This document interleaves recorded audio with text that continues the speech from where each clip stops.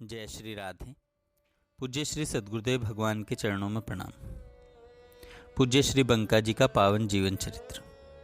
श्री बंका जी को बाबा की सहानुभूति भरी बातें सुनकर बहुत अच्छा लगा और उनका प्रस्ताव तो और भी पसंद आया। माँ और भाई जी के बारे में तो वे सदा से लिखना चाहते ही थे।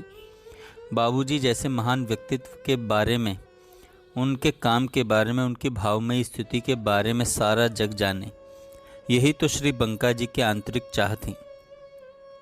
वे हृदय में धैर्य धारण करके बाबा की बात पर गंभीरता से विचार करने लगे। श्री बंका जी ने बाबा की बात को स्वीकार कर लिया और बाबूजी के बारे में लिखने में स्वयं को तन मन से डुबा दिया। बाबूजी के अति व्यापक कार्य क्षेत्र में से जो लोग उनके बारे में लिख सकते थे, उनसे श्री बंका जी ने संपर्क स्थापित करना शुरू किया और प्रत्येक आदमी को, चाहे वह छोटा हो या बड़ा, परिवार का हो या बाहर का, सबको बाबूजी के संस्मरण अपनी सरल भाषा में लिखने के लिए अनुरोध पूर्वक प्रेरित किया। श्री बंका जी दिन रात अपने कमरे के एकांत में सबसे दूर बैठे बाबूजी को याद कर करके उनके जीवन की हर छोटी बड़ी बातें लिखा करते। वे उनके सिद्धांत पक्ष को भी लिखते और उनके जीवन पक्ष को भी लिखते।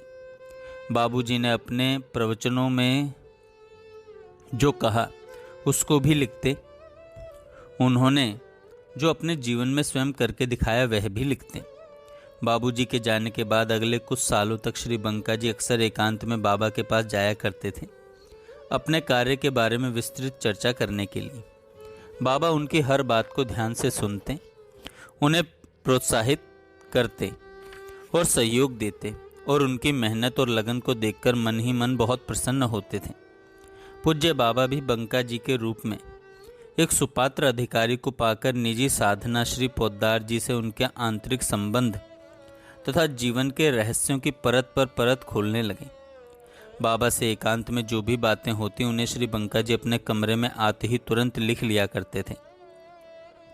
उनकी स्मरण शक्ति और ग्रहण करने की क्षमता इतनी अधिक थी कि बाबा जो भी बोलते उन्हें एक एक शब्द याद हो जाया करता था, जिसे वे वैसे के वैसे रजिस्टर में लिख लिया करते थे। वाटिका के लोग तो यहाँ तक कहने लगे थे कि श्री बंका जी का दिमाग एक टेप रिकॉर्डर है, जो सुनता है तुरंत रिकॉर्ड कर लेता है। उनकी अलमारी में बाबा से वार्तालाप के ढेरों रजिस्टर भरे पड़े थे।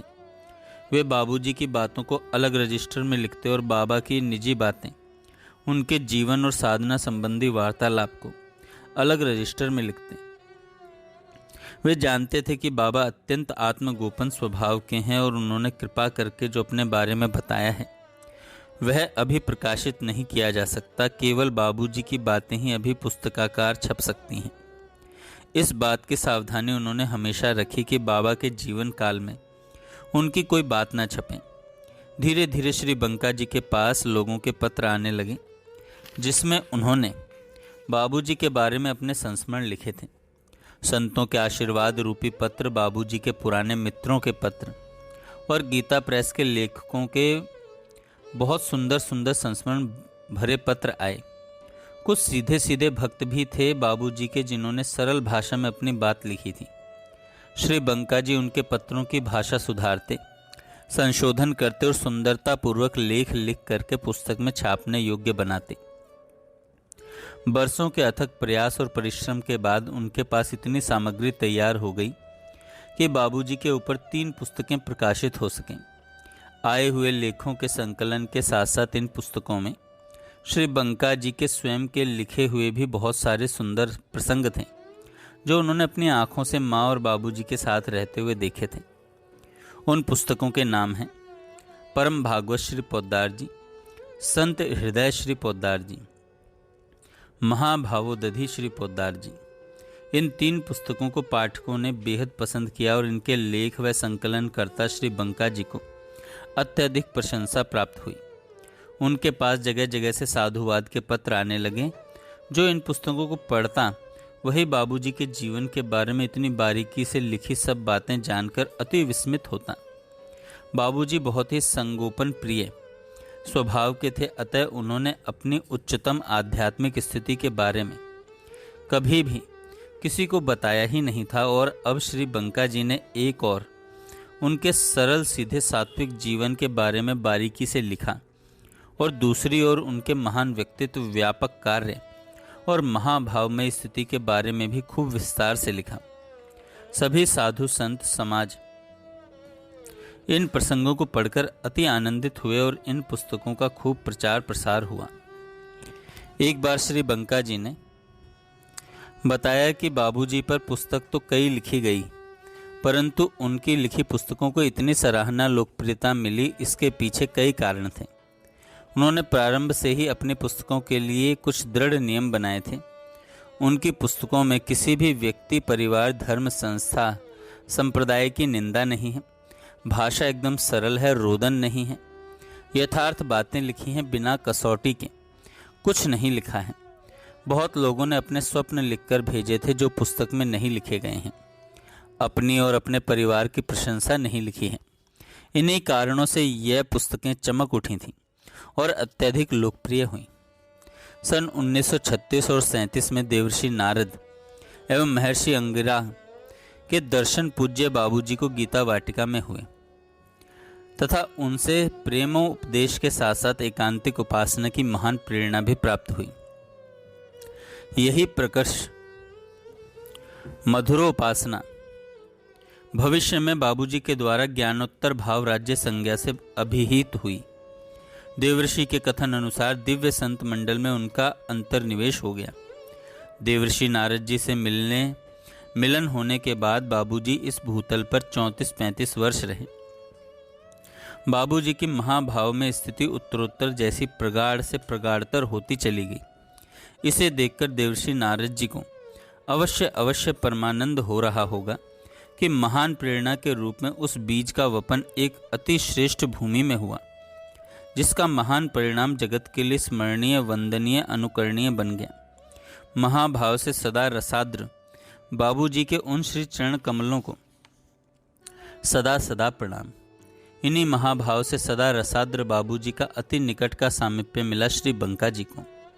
श्री बंका जी ने बाबूजी और देवर्षि नारद जी के मिलन के इस अवसर पर हुई चर्चा पर एक लेख लिखा।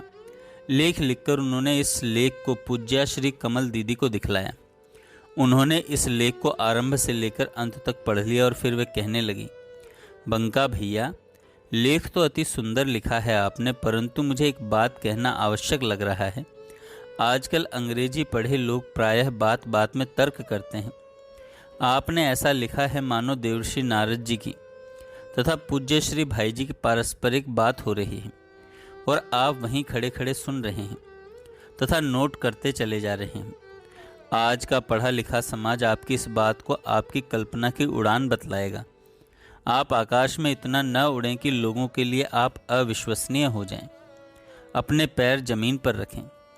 मेरा अनुरोध है कि जो बात देवर्षि नारद जी और पूज्य भाई जी के मध्य हुई उसको निकालकर लेख की भाषा का प्रवाह ठीक कर दें।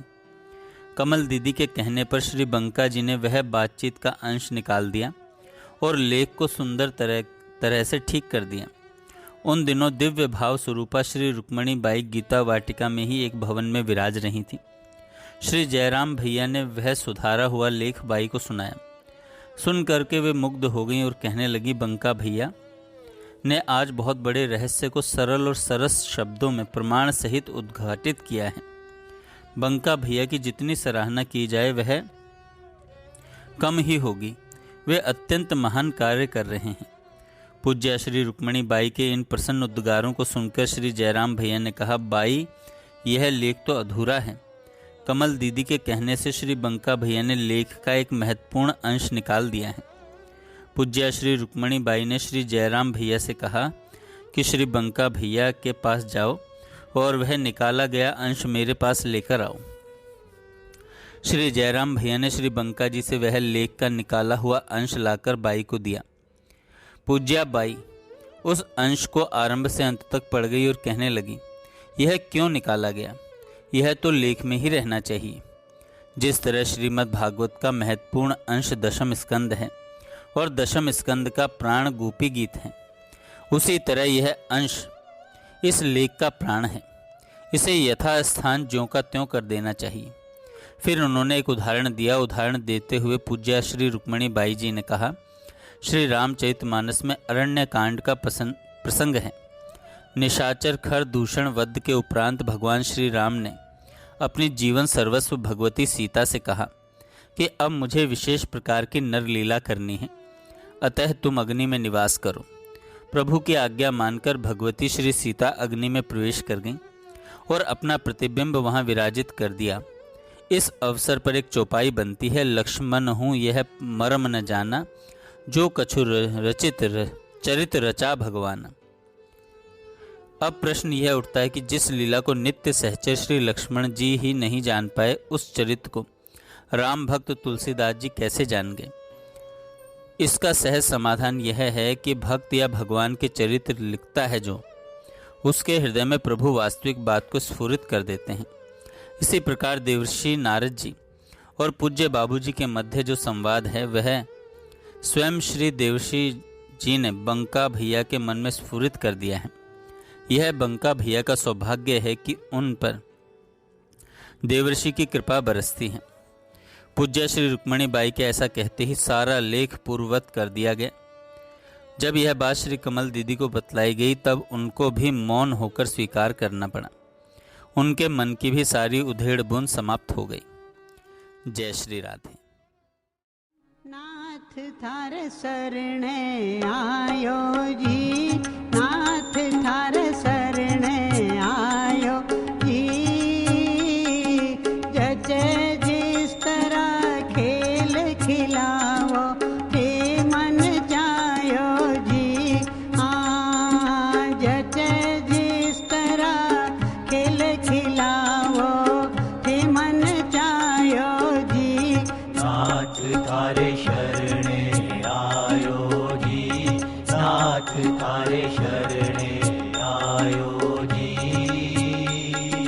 हो जाओ सभी उतरो मन को दुख बिन सायो जी राम जी। हो जो सभी उतरियो मन को दुख बिनसायो जी।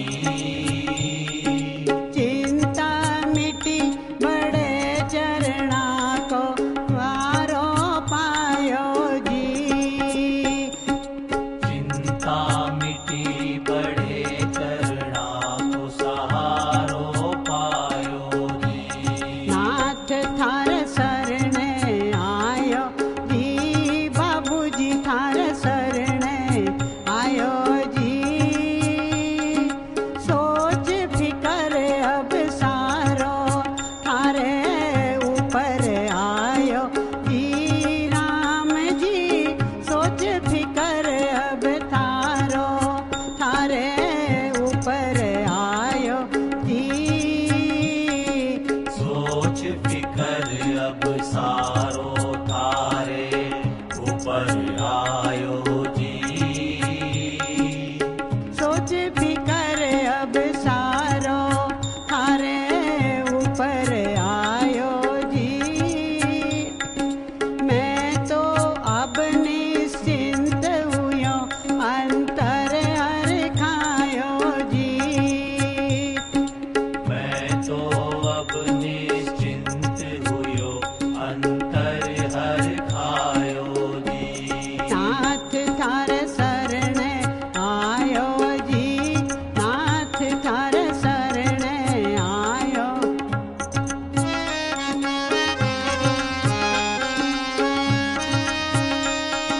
जस अब जस सब थारो, मैं तो दास कुआयो जी राम जी। जस अब जस सब थारो, मैं तो दास को आयो जी। मन भवरो थार चरण कमल में जा लिपटायो जी। मन भवरो थारे चरण कमल में जा लिपटायो जी। नाथ थार शरणे आयो जी, बाबूजी थार